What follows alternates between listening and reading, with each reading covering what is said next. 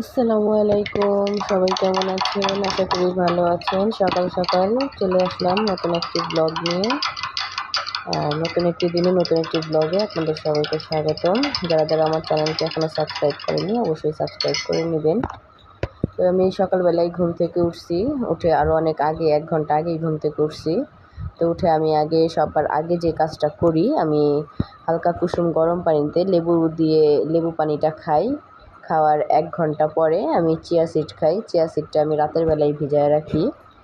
তারপরে আমি লেবু পানিটা খাওয়ার 1 ঘন্টা পরে আমি চিয়া সিডটা খাই।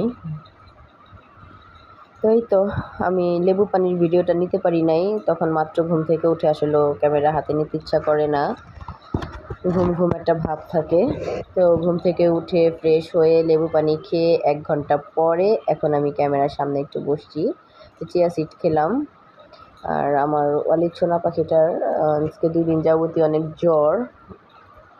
বাচ্চাটা 2 দিন যাবৎ কোনো বিরক্ত করে না। ও বিরক্ত না করলে, কথা না বললে চঞ্চল তো অনেক, ভালো লাগে না। তো এই তো এখন বাকি কাজ করার। আমার ওয়ালিদ সোনা পাখিটার এত জ্বর আসছে, এত জ্বর বলতে জ্বর আসে আবার ছাইড়া দেয়। 2 দিন যাবৎ ওর জ্বর। বাচ্চাটারে সকাল থেকে আমি কিছুই খাইতে পারি নাই আজকে। সকাল থেকে মর্জি করতেছে এটা খাবি ওইটা খাবি ওইটা খাবি, অথচ কিছুই খাচ্ছে না। যে এখন ঘুমায়া পড়ছে। আর জ্বর আসলে তো বড় মানুষেরই মুখ তিতা হয়ে যায়, খেতে পারে না। আর ও তো বাচ্চা মানুষ, ঘুমায়া পড়ছে। একা একাই উঠছে সকালে, উঠে কতক্ষণ আজকে সকাল থেকে উঠে কোনো শব্দও নাই, এরকম শুয়ে শুয়েই কতক্ষণ মোবাইল দেখলো, এখন ঘুমায়া গেছে, খাবে না। কিছুই খাওয়াইতে পারি নাই। ওয়ালিদের জন্য সবাই দোয়া করবেন যাতে ওয়ালিদের শরীরটা ভালো হয়ে যায় তাড়াতাড়ি। এই যে সকালে আজকে নাস্তা পাউরুটি খাওয়া হয়েছে। পাউরুটি আনছি, বলছি যে তোমাকে বাবু দুধ দিয়ে দেই না ডিম দিয়ে খাবা, খেলোই না। তারপরে বলতেছে যে ও নাস্তা খাবে, ওর বৌমনির কাছ থেকে নাস্তা খাবে, যে বৌমনির কাছ থেকে মাংস আর রুটি আনা হয়েছে। ও এটাও খেলো না, বললো যে মাংস আর নাস্তা খাবো, পরোটা রুটিকে নাস্তা বলে। আবার বলতেছে যে আমাকে ইলিশ মাছ দিয়ে ভাত দাও, যে ইলিশ মাছ দিয়ে ভাতও আমি রাখছি, যে খাওয়াইতে পারলাম না। তো কিছুই খাওয়াইতে পারলাম না। জ্বরে সম্ভবত মুখ তিতা হয়ে রয়েছে, ও কিছুই খাবে না। দেখি ঘুম থেকে উঠলে একটু খাওয়ানোর চেষ্টা করব, যে 1 পিস রুটি যদি দুধ দিয়ে খাওয়াতে পারি। এই যে আমার গতকালকের রাত্রের বানানো কেকটা এত মজা হয়েছে, আর কেকের ভিতরটা দেখতে অনেক সুন্দর হয়েছে। আমি এভাবে কেটে কেটে বক্সে রেখে দিয়েছিলাম, বাচ্চারা বের করে আর খায়। তো রাইসা বলছিল এরকম 1 বক্সে রাখা হয়েছিল, বলছিল যে ও মাদ্রাসায় নিয়ে যাবে, তো আর নেওয়া হইলো না। ও শুধু একটু পর পর 1 পিস করে বের করছে আর খাচ্ছে, বের করছে আর খাচ্ছে। বলতেছে আম্মু আমি খায়া ফেলাই, আমার কাছে অনেক মজা লাগতেছে। আসলেও কেকটা অনেক বেশি মজা হয়েছে, অনেক মজা হয়েছে। আমি যেমন ভাবছিলাম কেমন না কেমন হয়, না মজাই হয়েছে। উপরের হয়তো বা ইটা আসে নাই, ডিজাইনটা আসে নাই, কিন্তু কেকটা খেতে মজা হয়েছে। আরেকদিন ট্রাই করব আমি। তো এই তো ওয়ালিদের পিছনে অনেকক্ষণ ছুটোছুটি করে আমি যে রান্না করতে চলে আসলাম। তো যে রাইসার পছন্দের আলু ভাজি, আবার আলু ভাজি হলেও আর কিছু লাগে না, তাই ওদের জন্য, বাচ্চাদের জন্য একটু সাদা করে আলু ভাজি করতেছি। আর এখানে আমি চিংড়ি মাছ নিয়েছি, চিংড়ি মাছগুলো এখন আমি পরিষ্কার করব। চিংড়ি মাছগুলো ভাজবো, ভেজে তারপরে আমি পেঁয়াজ দিয়ে ভুনা করব।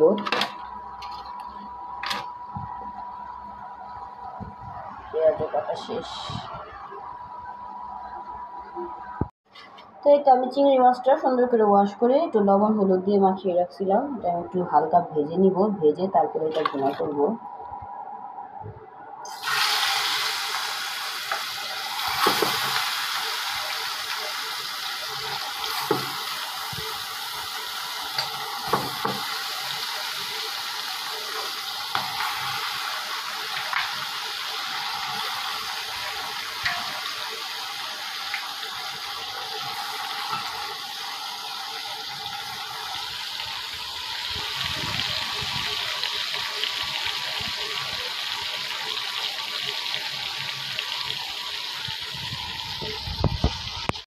এই যে চিংড়ি মাছের জন্য আমি পেঁয়াজটা লাল করে ভেজে নিয়েছি। এখান থেকে আমি অর্ধেকটা পেঁয়াজ তুলে রাখবো।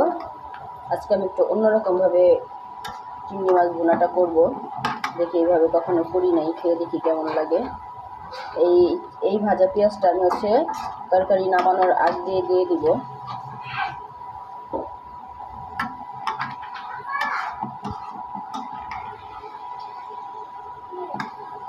ওয়ালিদকে আমি কিছুই খাওয়াইতে পারলাম না আজকে সকাল থেকে, বাচ্চাটার শরীরটা অনেক খারাপ। এই যে আদা রসুন বাটা দিয়ে দিলাম।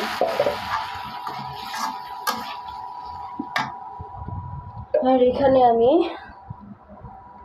কেশোয়ানের ধনিয়ার গুঁড়া, হলুদের গুঁড়া আর মরিচের গুঁড়া, আমি কখনো এটা আলাদা এভাবে ব্যবহার করি না। আমি সবসময় হলুদ, মরিচ, ধনিয়া একসাথে ভাঙিয়ে আনি। তো এবার আমার ভাঙানো মশলা শেষ হয়ে গেছে। পরে আপনাদের ভাইয়া আমাকে এটা এনে দিছে, বললো যেটা খেয়ে দেখো, দোকানদার বলছে এটাও নাকি ভালো।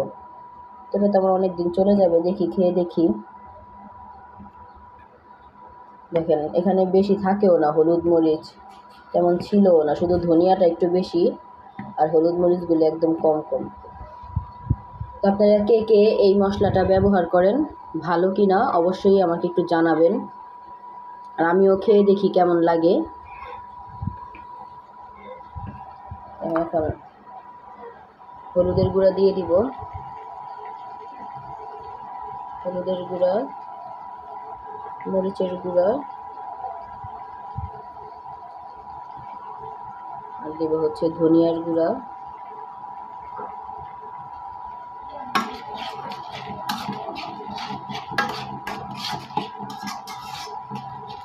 অল্প হলুদ দেওয়াতে রং হয়ে গেছে, মনে হইতেছে যে হলুদের কালারটা খুব গাঢ়। এখানে আমি জিরা বাটা দিয়ে দিয়েছি। এখন দিয়ে দিব লবণ। এরপরে মশলাটা ভালোভাবে কষিয়ে, মাছ দিয়ে কষিয়ে, তারপর নামানোর আগে আমি এই ভাজা পেঁয়াজগুলি দিব।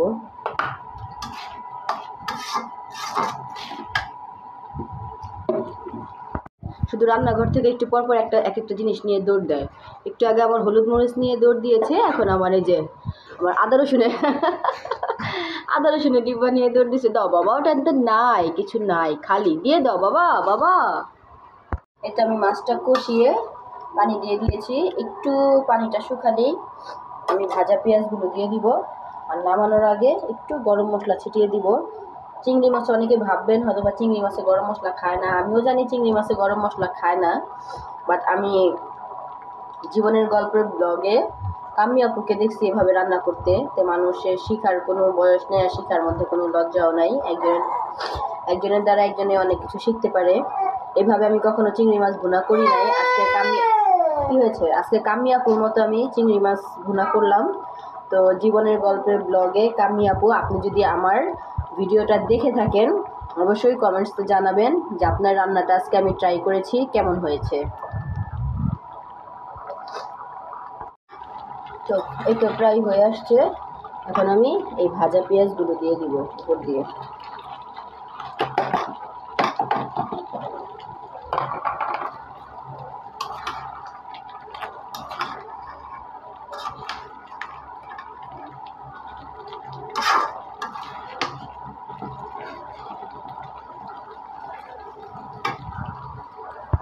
তো এখন এই যে সামান্য একটু গরম মশলার গুঁড়া ছিটিয়ে দিব, দিয়ে আমি নাড়াচাড়া দিয়ে নামিয়ে নেব।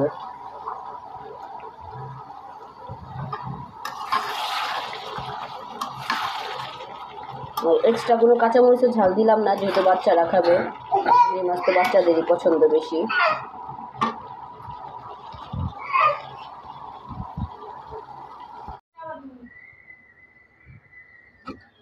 তো আমার রান্না বান্না শেষ, ভাত রান্না হয়ে গেছে, ডাল ছিল, আর এই যে আলু ভাজি।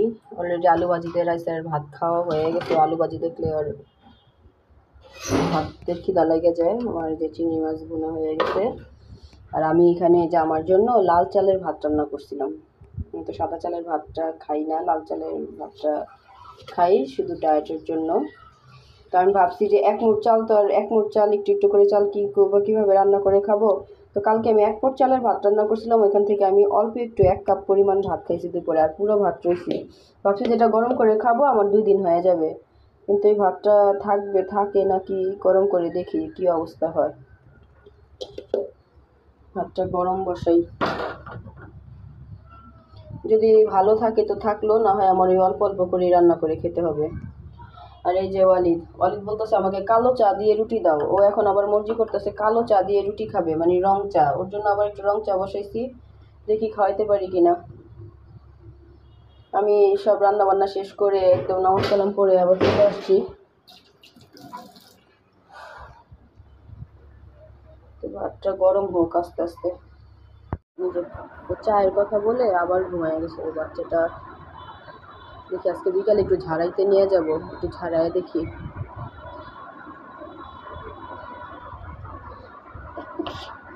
আর এই বাচ্চাটাও ঘুমায় গেছে। এটা তো এত দুষ্ট হয়েছে, ওরে বাবা, পাজির সেরা পাজি হয়ে গেছে এটা এখন। তাক উঠলে পরে দেখি চা দিয়ে একটু 1 পিস পাউরুটি খাওয়াইতে পারি কিনা। দুপুর 2:30 বাজে অবশেষে অলিদের জন্য আমি এই যে কালো চা আর রুটি নিয়ে বসছি। না বাবা, ওই আমার বাবাটা আমার সকাল থেকে আমার এত চঞ্চল, এত দুষ্ট বাচ্চা। আমার এই দুষ্ট বাচ্চাটা আজকে সকাল থেকে কথাই বলে না। অসভ্য। সকালে বলতেছে কি আমাকে ইলিশ মাছ দিয়ে ভাত দাও, দিছি এক লোকমাও খাইলো না, ও ছুঁয়াও দেখে নাই। তারপরে বলতেছে আমাকে গরুর মাংস দিয়ে নাস্তা দাও, দিলাম নাস্তা, ওইটাও খেলো না। তো কালো চায়ের কথা বইলা ঘুমায় গেছিলো, যে এখন ঘুমের থেকে উঠছে। দেখি এখন আমার বাচ্চাটার আমি একটু কালো চা দিয়ে রুটি খাওয়াতে পারি কিনা। বলছিলাম যে দুধ দেই, দুধ খাবে না, কালো চা দিয়ে খাবে। বিসমিল্লাহ, আল্লাহ। এই সকাল থেকে নিয়ে এই দুপুর 2:30 বাজে এখনো একটু খাবার মুখে দিল। বলো সবাইকে বলে দাও তো আমার জন্য দোয়া করবেন, বলবা না? হ্যাঁ, বাচ্চাটা কথাও বলতে পারে না। সবাই আমার পাখিটার জন্য দোয়া করবেন, যাতে পাখিটার শরীর ভালো হয়। যে আমার সারাদিন কত দুষ্ট দুষ্ট করে বাচ্চাটা, আর এখন বাচ্চাটা কথাই বলে না।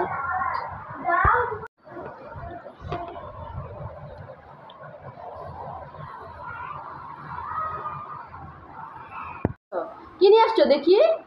উম্মা, মাশাল্লাহ মাশাল্লাহ, আমাদের পেয়ারা গাছ থেকে পেয়ারা ছেড়ে নিয়ে আসছে। তুমি নিয়ে আসছো এটা? 2টা পেয়ারা ছিল, একটা ও নিয়ে আসছে আর একটা দাদা নিয়ে গেছে। তুমি ঘর নোংরা করতেছো কেন ময়না? এই যে সব পাতা ছিঁড়া ছিঁড়া ঘর নোংরা করতেছে। দাও, এটা আমরা ভাগ করে খাই। আসো বাবু। বাবা কি নিয়ে আসছো এটা? পেয়ারা, আমাদের গাছের পেয়ারা। 2টাই তুমি ছিঁড়ছো? 2টা ছিল, 2টাই ও ছিঁড়ছে। বড়টা নিয়ে আসছে ওয়ালিদ ভাই, আর ও শেয়ার করে খাবে। আর ছোট দাদা নিয়ে গেছে ওর চাচুর জন্য। হ্যাঁ, কি নিয়ে আসছে? কি পেয়ারা? আল্লাহ আল্লাহ আল্লাহ, নষ্ট হয়ে যাবে। আসো আসো, কেটে দিই, আসো আসো কেটে দিই। তো এই তো কালো চা রুটি খাওয়ার 1 ঘন্টা পরে বলতে বলতে বলতে বলতে এই যে এখন একটু রাজি করানো গেছে। বলতেছে যে আম্মু আমাকে ইলিশ মাছ দিয়ে ভাত দাও। তো দেখি একটু মুখে দিতে পারি কিনা। আর আমি আজকে দুপুরে আমার পানি ভাত খাওয়া হয়েছে। পানি ভাতটা আমি খাই না, অনেক দিন যাবতই খাই না। আমি ভাতই তো কম খাই।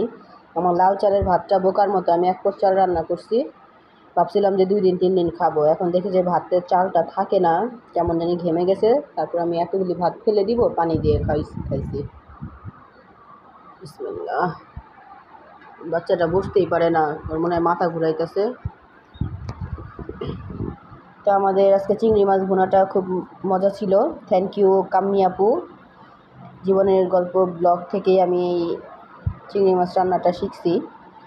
তো আমার ব্লগটা যদি দেখে থাকেন অবশ্যই আপু রিপ্লাই দিবেন। আপনার শিখানো বা আপনার দেওয়া রেসিপি দেখে আজকে আমি চিংড়ি মাছ ভুনা করছি। মাছটা অসম্ভব মজা ছিল। আর দেখি এই যে একটু একটু করে আমার বাচ্চাটাকে একটু খাওয়াইতে পারি কিনা। তো সবাই ভালো থাকবেন, সুস্থ থাকবেন, ওয়ালিদ ব্লগসের সাথে থাকবেন। লাইক কমেন্ট শেয়ার করবেন। আর যারা এখনও আমার চ্যানেলটি সাবস্ক্রাইব করেন নাই তারা অবশ্যই আমার চ্যানেলটি সাবস্ক্রাইব করবেন, আমার পাশে থাকবেন। আর আমার ওয়ালিদের জন্য দোয়া করেন, যাতে ওয়ালিদ যাতে ভালো হয়ে যায়। সারা ঘর ভরে আবার দৌড়াদৌড়ি করবে, খেলবে, দুষ্টামি করবে, আম্মুকে বিরক্ত করবে। আজকে সকাল থেকে আম্মুকে একটুও বিরক্ত করে নাই আমার বাচ্চাটা। তো সবাই ভালো থাকবেন, আল্লাহ হাফেজ। আব্বু একটু আল্লাহ হাফেজ দিয়ে দাও তো সবাইকে। আল্লাহ হাফেজ দিয়ে দিয়েছে। বলো আমার জন্য সবাই দোয়া করবেন। বলবা না? ও হরে আমার বাচ্চাটা কথা বলবে না। ওকে, আল্লাহ হাফেজ।